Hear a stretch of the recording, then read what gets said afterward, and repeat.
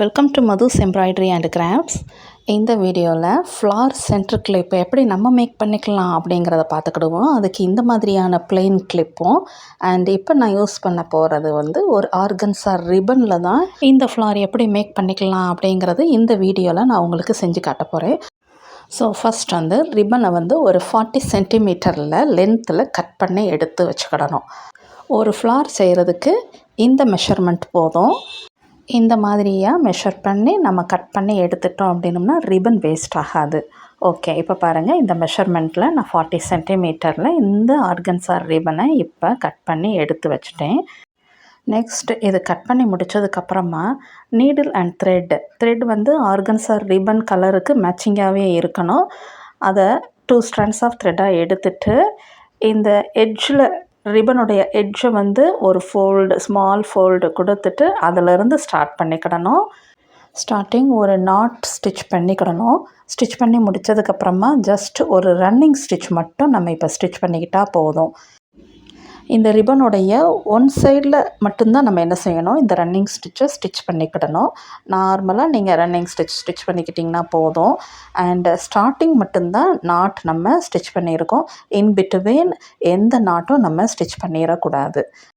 இந்த running stitch பண்ணும்போது கொஞ்சம் கொஞ்சமாக நம்ம என்ன செஞ்சுக்கணும், ஸ்டிச் பண்ணிக்கணும். அட் த டைம் நம்ம என்ன செஞ்சுக்கிடக்கூடாது, நிறையா ஸ்டிச்சஸாக அப்படியே ஸ்டிச் பண்ணிக்கிட்டே போகக்கூடாது. கொஞ்சம் கொஞ்சமாக ரன்னிங் ஸ்டிச் பண்ணி அந்த நீடிலையும் த்ரெட்டையும் கரெக்டாக இப்படி புல் பண்ணி எடுங்க.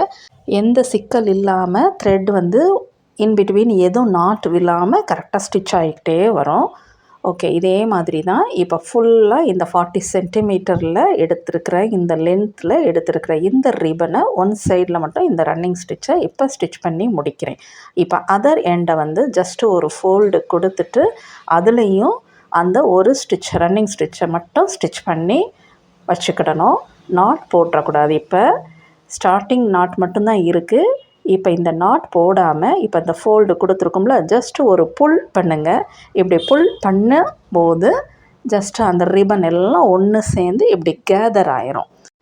இப்போ என்ன பண்ணிக்கிடணும் அப்படின்னா, ஸ்டார்டிங் நம்ம அந்த நாட் ஸ்டார்ட் பண்ணி ஆரம்பித்தோம்ல, அந்த இடத்துல இந்த நீடில் கரெக்டாக இன்சர்ட் பண்ணிவிட்டு அந்த இடத்துல நல்லா த்ரெட்டை நல்லா ஒரு டைட் கொடுத்துட்டு ஒரு நாட் போட்டுட்டோம் அப்படின்னா இந்த மாதிரியான ஒரு சர்க்கிள் ஃபார்மேஷனில் நமக்கு இந்த ரிப்பன் ஃப்ளார் டைப்பில் நமக்கு கிடைக்கும். ஓகே, இந்த இடத்துல தான் நான் நிறையா என்ன செஞ்சுக்கிட போகிறேன். இப்போ ஃபஸ்ட்டு நாட் போட்டு முடித்ததுக்கப்புறமா இன் பிட்வீனும் செகண்ட், தேர்ட் நாட் இதெல்லாம் ஸ்டிச் பண்ணி முடிச்சுக்கிட போகிறேன். அண்டு இது ஃபினிஷ் பண்ணதுக்கப்புறமா சென்டரில் ஒரு பேர்ல் பீட் வச்சு ஸ்டிச் பண்ணிக்கிட போகிறேன். பேர்ல் பீடையும் த சேம் நீடில் அண்ட் த்ரெட்டை வச்சே தான் என்ன பண்ணிக்கிற போகிறேன். இந்த மாதிரியாக அந்த பேர்ல் பீடை வச்சு சென்டரில் அந்த ஸ்பேஸ் நம்ம ஒன்று சேர்த்து கேதர் பண்ணி வச்சுருக்கிற அந்த இடத்துல பேர்ல் பீடை வச்சு ஸ்டிச் பண்ணிட்டோம் அப்படின்னோம்னா ஃபினிஷிங் ரொம்ப நீட் லுக்கில் தெரியும். ஸோ இப்போ பேர்ல் பீடு தான் வைக்கணும்னு கிடையாது. எனி ஸ்டோன்ஸும் நீங்கள் அதில் ஸ்டிக் பண்ணிக்கலாம். பட் இதில் ஒரு பேர்ல் பீட் கொடுத்து நம்ம ஃபினிஷ் பண்ணும்போது ஒரு கிராண்ட் லுக் இருக்கும். ஸோ அதுக்காகையும் நான் 2 times அந்த நீடில் இன்சர்ட் பண்ணிவிட்டு இந்த மாதிரியாக பேர்ல் பீடில் நாட்லாம் போட்டு ஸ்டிச் பண்ணி முடிக்கிறேன். முடித்ததுக்கப்புறமா இதனுடைய பேக் சைடு, அதாவது நான் இப்போ உங்களுக்கு அந்த பேக் சைடு ரிவர்ஸ்லேயும் உங்களுக்கு இப்போ நான் காட்டுறேன். அதில் ஒரு எண்டு நாட் நம்ம இப்போ ஸ்டிச் பண்ணி முடிச்சுக்கணும். இப்போ பேக் சைடு பாருங்கள், ஃப்ரண்ட் சைடு இந்த மாதிரி இருக்கும். பேக் சைடில் இந்த த்ரெட்டை நல்லா நாட் போட்டு ஃபினிஷ் பண்ணிக்கிடணும். ஃபினிஷ் பண்ணதுக்கப்புறமா த்ரெட்டெல்லாம் கட் பண்ணி முடிச்சிட்டோம் அப்படின்னோம்னா நமக்கு ஒரு ஸ்மால் ரிப்பன் ஒர்க் ஃப்ளார் இப்போ நமக்கு கிடச்சிக்கணும். இதை நிறையா உங்களுக்கு எவ்வளோ கிளிப்ஸ்லாம் அரேஞ்ச் பண்ணலாம் அப்படிங்கிறது நமக்கு எவ்வளோ தேவையோ அந்த மாதிரி இது நிறையா ரெடி பண்ணி வச்சுக்கலாம். பட் நான் இந்த சென்டர் கிளிப் மேக் பண்ணுறதுக்கு ஒரு 3 மட்டும்தான் எடுத்திருக்கேன். இதே கலர்லேயே இதே சைஸ்லேயே இந்த மாதிரி எடுத்து வச்சிட்டேன். இதை நம்ம இப்போ எப்படி இந்த சென்டர் கிளிப்பில் நம்ம அதை அட்டாச் பண்ண போகிறோம் அப்படிங்கிறத இப்போ பாருங்கள்.